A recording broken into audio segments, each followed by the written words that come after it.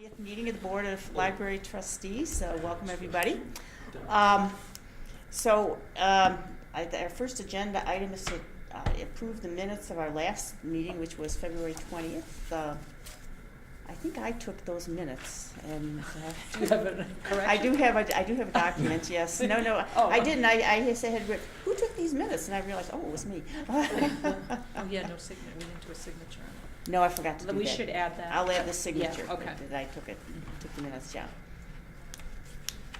Any corrections on the, so can I have a motion to approve the minutes then? So moved. Second. All in favor? Aye. Okay, next, we have the March report from Ellen, from the Library Director's report for February. And as usual, you are very, very busy. I had a couple little questions, because it brings up things that I don't think about much. This Tix Keeper, you're thinking of getting a new booking system. Can you just elaborate on what that is? So what people might be familiar is, they might not know the name of it, but it's a system they use to book museum passes online. That's called Tix Keeper. And it's from a company called Plymouth Rocket. And we are looking at another product offered by a company called Acibit Interactive, And we're looking at that because we've been trying to locate a product that we could use for booking of our group study rooms online and not just staff mediated, which is taking up a tremendous amount of time and juggling and that kind of thing. And so we're experimenting right now with a trial of that other product. We have some concerns trying to work it out with the developer to see if they can meet our needs. So. And this is that you use a different booking system for the other programs, like children's programs? Right. So Plymouth Rocket currently provides us our museum pass booking, our meeting room booking, and our program registration. They're kind of all, they're a suite that interact, especially the registration program and the meeting room booking, those all, and the online calendar, those kind of all interact. What we would look to do is go to a product that combines that plus group study room booking. Okay. How is this financially for us? Financially, not much of a savings, but a tiny bit. Okay, well that's always good. Yeah, it's like adding a piece that we need and not having an additional cost. That was what we were extra capability. Yes. And no more cost. Okay. Motion to approve. Do we have a second? Second. All in favor? Aye. Okay, so next we have our financial and legislative fiscal year 18 year to date. Right, and that was in your packets, and as you can see, we're in a really good spot still. I'm very pleased where we are. I have spoken at the last meeting, and maybe even the meeting before that, about the materials budget. That's the one area we are exceedingly tight. Where with the encumbrances, we're 92% expended, while we are at about 71 or 72% through the year. So that is a real challenge. All of our acquisition staff has pulled back on ordering in all departments. We've been doing that for about a month, trying to keep these costs down for the remainder. So there will be an impact felt by the public. They'll see fewer copies as we're trying to get through this budget year. The real difference is, or the impact is being felt this year because each year we have had kind of pretty steady materials budgets. Costs have been going up. Demand has been going up tremendously. But a major piece is that in past years we always carried forward funds from our materials budget, whatever was left over, into the future year. And each year for the past 3 years, that carryover has dropped dramatically because we're trying to keep up with demand. This past year we carried over, I think, only like $3,000, and in the past we might have been carrying as much as $40,000 or $50,000. So we're starting to feel the true impact this year.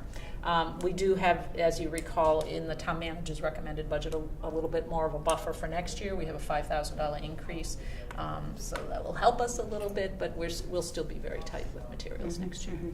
And of course the cost continues to go up. That's right, costs go up and demand is going up. Yeah. So, yeah. The holds increasing? The holds are holding steady.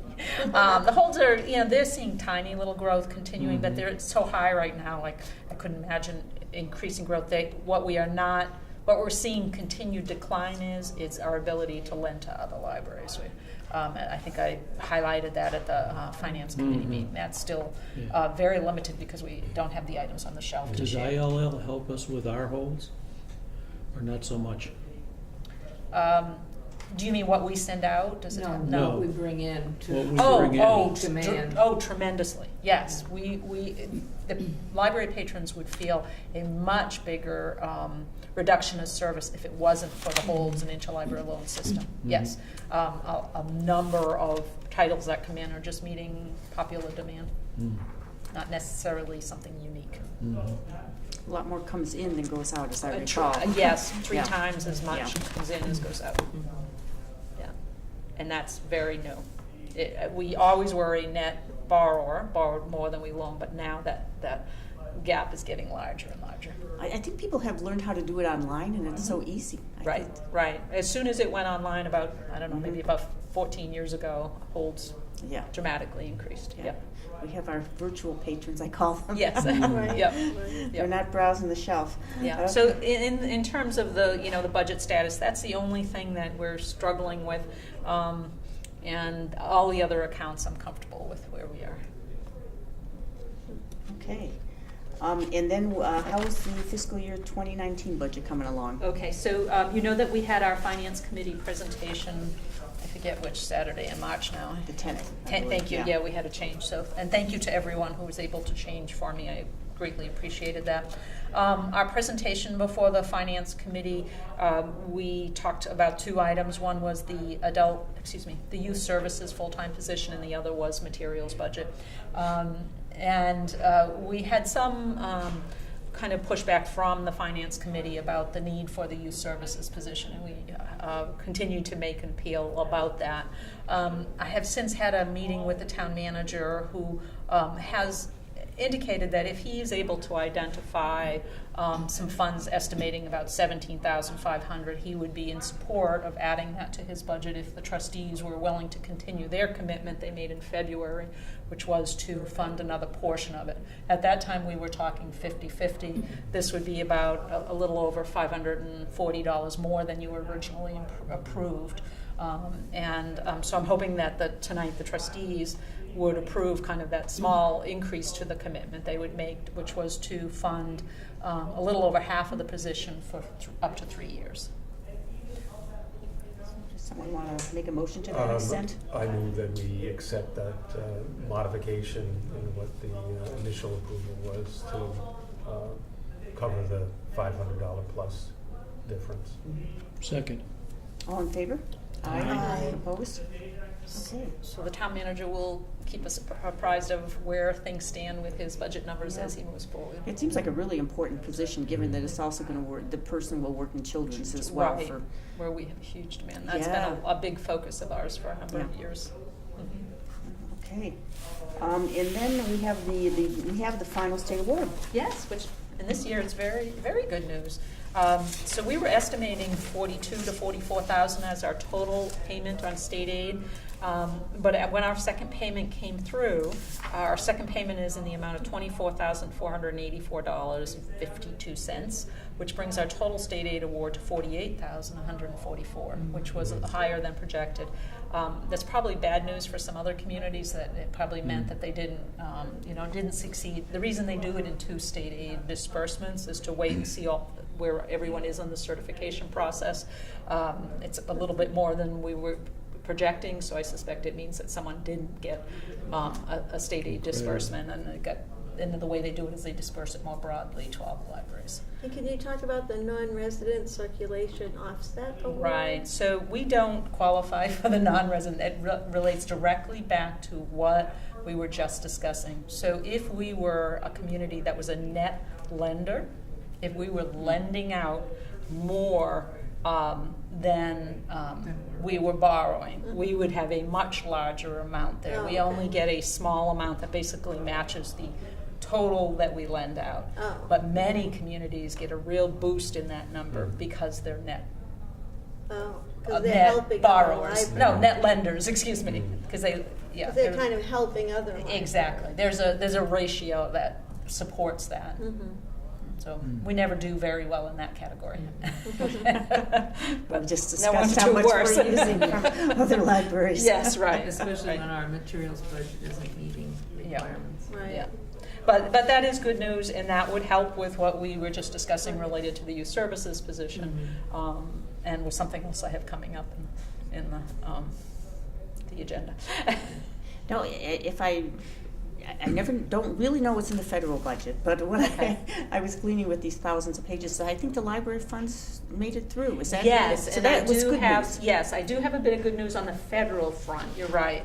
So I was going to add that item. So thank you for bringing that up. So we have had news that from the American Library Association, they send out district dispatches, and they said that Congress has passed the fiscal year 18 omnibus budget.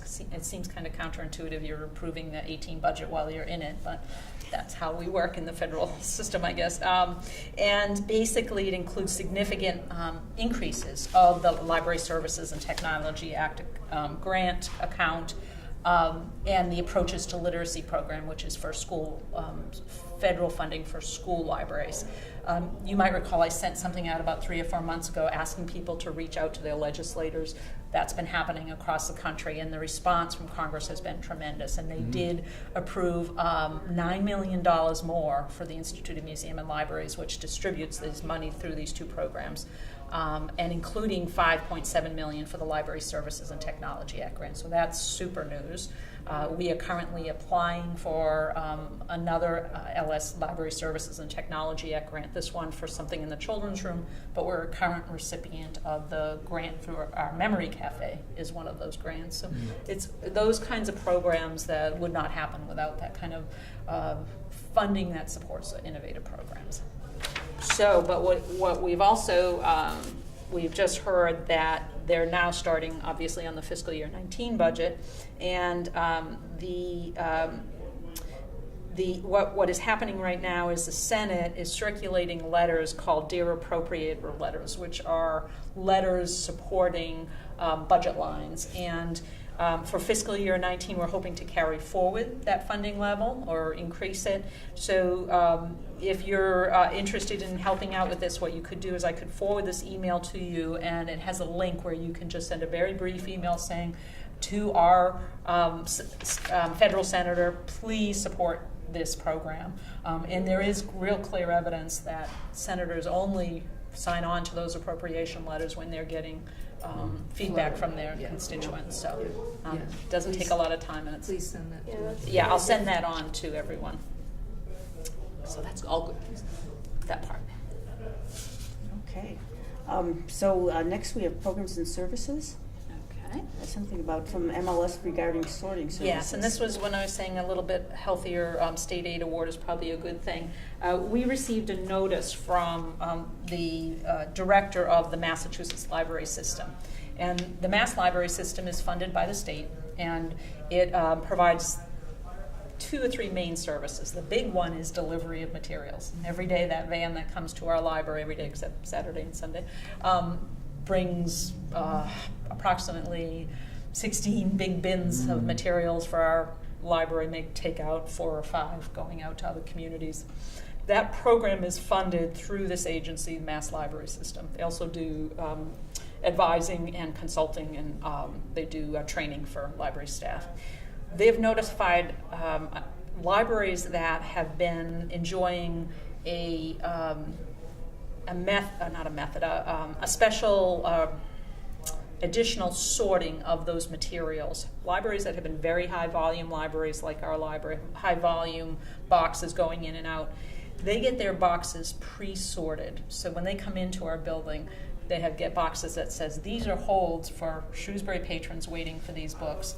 These boxes are books that are waiting to be checked back into your library. And it sounds like a very simple thing, but it has a tremendous impact on workflow. And what they're proposing is to charge the libraries that get this premium service. And they're putting they're putting the option out there for a library to pay $1,000 a year to have this service, or not. If you choose not to, you would get your materials delivered all mixed En together. masse, yeah. And we looked at this, and it would be absolutely impossible with our staffing level, and it would also create some workflow considerations that would create real customer dissatisfaction. Because what happens is, when these materials come in, if they were all jumbled together, we would have to send them through the return system, where they would get sorted on the automated sorter. As soon as they're checked in, an email would go out to the patron saying, your book is ready at the Shrewsbury Public Library, because that's the way the system works. You know, when you get those notifications, well, we might have them sitting on carts waiting for the next step we would have to take, which would be a staff member to manually check them in to get the slip saying this is for Laurie Hogan. Right. And so that, you know, that work that we get often takes 2-3 hours of going through those bins of one staff member. If we were to have to do that as a second sweep, so to speak, people would be coming in looking for their books or their materials, and they'd still be in carts, would be running around trying to figure out. So it's a huge workload change and something we can't kind of accommodate. So I did notify the director of the Mass Library System that we will be accepting the agreement to do this, but I sent him a communication and copied it to the state agency that funds the Mass Library System.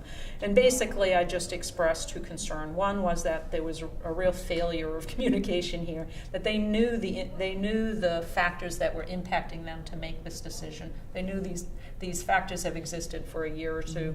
They should have been doing some kind of communication ahead for libraries to plan. The second thing, and this is what concerns me more, is that I believe it changes the relationship of the member libraries, or like Shrewsbury Library, with this agency. We have not been a paying customer of this agency. We have been a partner through state funding. And this, I think, undermines the state's responsibility. Makes it harder to take care of the funding. The reason they made this change is they have not had an increase in funding for delivery for a few years. And instead of reducing delivery services further, they went and charged the member libraries. I think it sets a precedent that's very difficult. It undermines legislative advocacy, and it opens up, for me, it opens up the possibility of further costs sharing down the road. So And it probably impacts the larger libraries. these are mainly large, exactly. Wouldn't have that Right. many. There are a few small libraries that have a high volume. Some, like down the Cape in the summer. Right. Some of those small libraries get huge volume But spikes. also, if they can't pony up this extra 1,000, I mean, a Right. small library, that's a big amount of money. Exactly. And so they may have to give up that. Something else, that right. service. Yes, And that impacts staff. right. Just as a. Right. as- Oh, huge. Yeah. Right. It's a huge workflow issue. I did share that. I did send that communication to the director of MLS and to the director of the MBLC. I've had a response. Basically, I asked them that they would share my concerns with their board and ask them to think through these kinds of decisions more carefully in the future. And I have had an informal communication from the MBLC saying they understand why I would be concerned. So, but I think we're in a place where we can't Right. make another decision. Right. So. It sounds like it's very cost effective for It's us a to pay that it is the $1,000. $1,000. If you look at the work, the $1,000 is definitely very cost effective. We couldn't go without it. It's the method. And that we didn't have to pay that before. Right. That we could have planned it in a budget process, that kind of thing. But the issue is more what happens in the future with other services. But, No, we don't have to do anything tonight on no, this, I do we? took that. I made that agreement already. Okay. I sent in that agreement to them. I just wanted you aware of kind of that change in nature of that relationship. Okay. So next we have a couple of personnel, Sure. Yes. some hiring Yes, processes we do. going on. We have two. It So sounds like you're busy. our head of children's services, Sharon Martin, is retiring actually just at the beginning of April. April 2nd or 3rd is her final day on the job, though she has some time added, so official retirement a bit later. And then we also have our technology specialist who has accepted a job at a college close to his home. So we have two hiring processes going on right now. Both are both postings have a recommended deadline of March 30th for getting resumes in. I often write that it's open, but applications received by a certain date will be given preference, and that's we'll run it that way. So we've been accepting resumes. We'll probably, for the head of Children's Services, I just want to let you know that what we've decided to do is not appoint an acting head of Children's Services, but instead have Priya and I manage the department on a regular basis until the hiring is done. We felt we needed to learn more about the department to really understand some of the ways that we would make some changes, and so we'll be doing that. And we had our first meeting with the children's staff today to kind of get them comfortable, think about some of the challenges we might have managing with fewer staff. I will be pulling part-timers in to help out, but we won't be able to fill the whole schedule up. So it's going to be a bit stressful for children's staff and for Priya and I for a month or two while we kind of work this through, but I think that this is an opportunity for growth for us. So. Yes. What's your busiest time of year on the children's services? Is it summer? It is, but that's becoming less distinct. Oh, okay. all of those kind of traditional phases we saw in the past are becoming less and less distinct. All I can tell you is that we do have a couple quiet times. One is right around Christmas, that week around Christmas, and then that week just first week of September when school starts up. Those 2 weeks still tend to be quiet, but other than that, our overall summers are busiest for the whole library. But for the children's department, it's probably just pretty equal throughout the year. And so are you getting good applications? We are getting some. I would have preferred to see more numbers, so we may hold off and post again if I need to. But right now, I have some applicants within that small number that I'm comfortable with, from at least in terms of resume and cover letter. Yeah. We will do an initial interview. We'll do a second interview meeting with children's staff. I always have someone who's interviewing do some kind of program or demonstration of skills somehow. So we'll go through that process. I might like to bring a trustee on to that hiring process if we, I haven't scheduled anything yet, but I'm looking at mid-April possibly. So, okay. Policy, we have a missing child policy to Yes. discuss.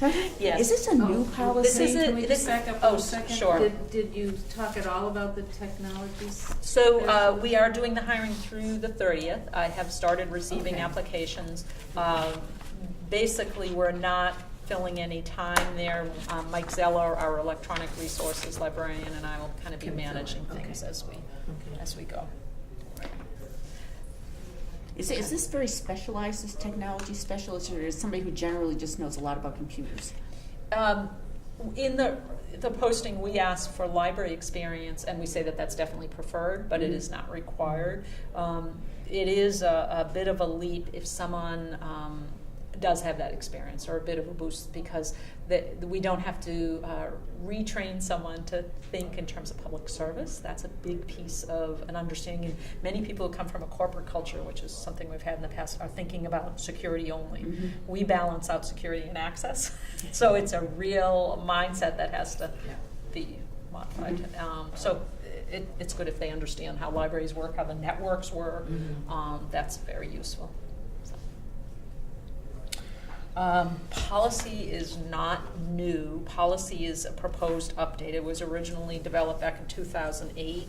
And all I have done at this point is added the new locations. So the concept, the process is the same as what we had before. I've just modified it to reflect the locations of doors, areas that staff would have to modify. My plan is to eventually put this into that emergency response plan that you approved about 2 months ago, but I needed to get this in place for now because we've had a couple incidents, not anything serious, but we've had a couple incidents where little kids get away from mom or dad, and we haven't gone quite They down to will the do that. lockdown, but we really need to be there Yeah. and ready. So I figure my quickest way is to get this approved, get staff trained on it, and then I'll integrate it into that. That's just a clerical. But you've thing. never had to use this policy yet? We have not used it in this building. We have used it in the past. Oh, okay. Yeah. Okay.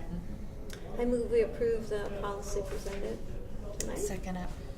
All in favor? Aye. Opposed? Okay, passes unanimously. Alright. Next thing is the match game fundraiser, Yeah. which was a lot of fun. Yes, it was. It was a very successful evening. We had all the tables filled.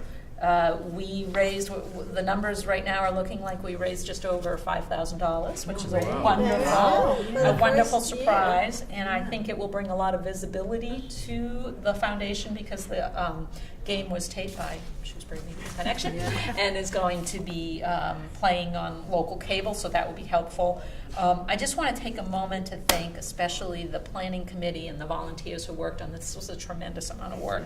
And that planning committee was Anjana Ganesh, Claire Nagel, Dan Barber, Christina Zarobi, Jenna and Lucas Elliott, Dean Gillum, and myself. Thank you, Dean. And event volunteers that evening were Pat Haglund, Shiwen Chen, Ashish Kawagi, and Shrewsbury Media Connection doing the taping. We had just a lot of support. We think the night went very well. There were some things we feel like we had our wrap-up meeting yesterday, and there are some things we could improve, but we felt like as a first start, it really was fun. And Dan Barber Dan did is an fantastic at that. outstanding job. He Yep. really did. He He's- kept it. Yeah. He kept it going. Yep. He was Yep. very enthusiastic. Yeah, he knows how to Yeah. keep the crowd moving in the Yeah. direction it should Yeah, go. he And did a yep. great job. Yeah, it was really good. So everyone worked really hard, and I also want to take a moment to thank our sponsors, if you don't mind me reading the No, list of that, please. because they have been so generous. So first, George Cadet of Dunkin' Donuts of Shrewsbury sponsored the entire event, just as a very generous gift to do that. So that was helpful. And then the Friends of the Library Foundation, and the Board of Library Trustees each contributed funds to help with the event.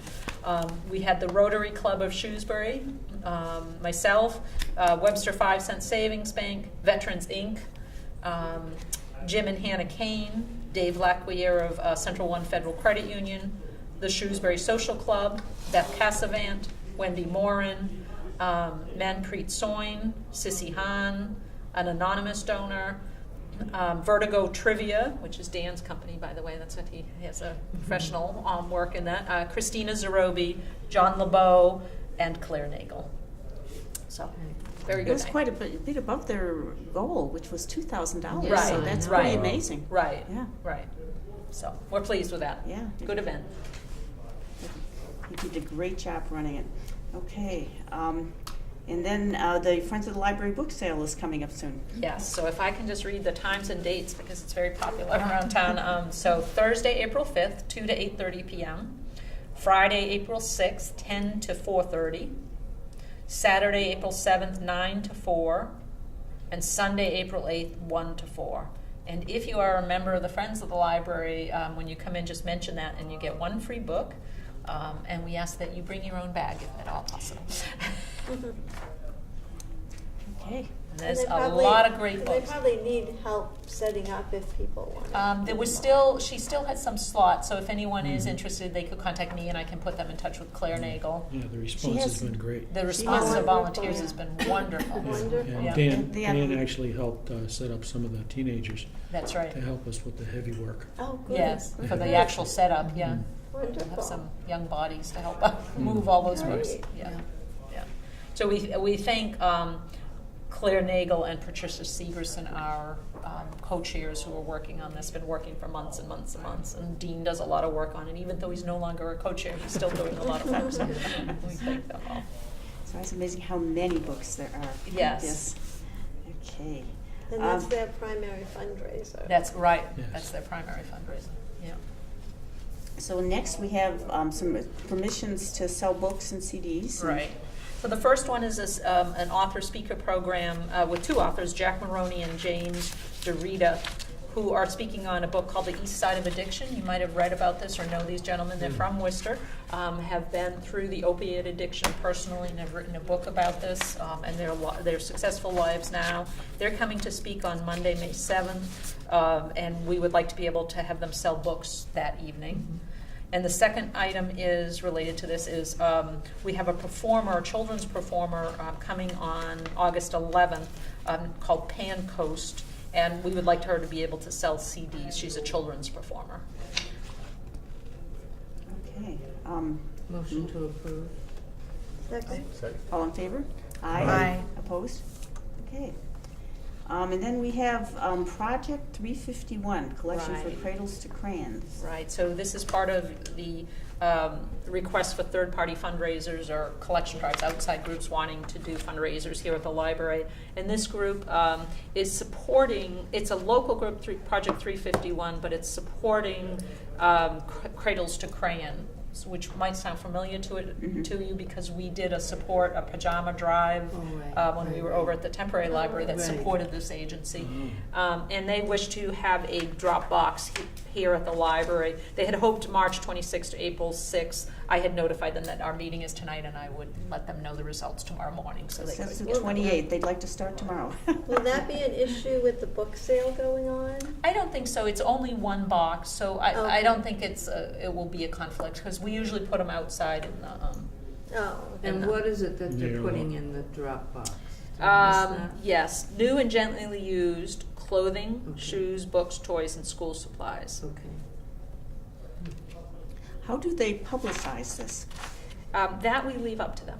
Oh, okay. now is this the first time they've done this here? This group, yes. Mm-hmm.